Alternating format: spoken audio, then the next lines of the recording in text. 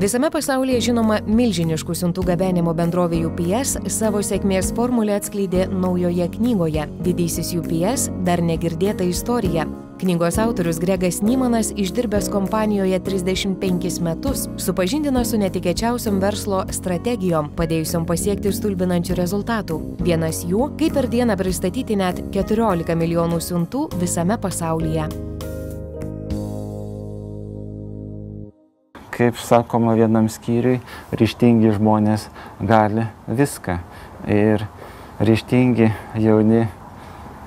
jaunuoliai dabar lygiai prieš 104 metus Sietle, kur irgi teko pabuvoti mažame Rusijoje, su $100 kapitalo keturiese įkūrė kompaniją, kuri tapo viena žinomiausių pasaulyje.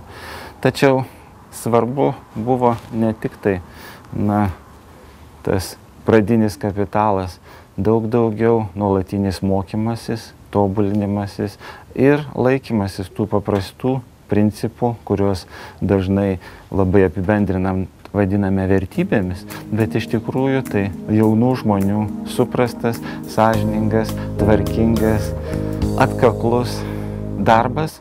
Todėl ši knyga, sakyčiau, turėtų daugam parodyti, paskatinti, ir išjudinti, imti ir daryti patiems ir sukurti savas naujas, negirdėtas sėkmės istorijas.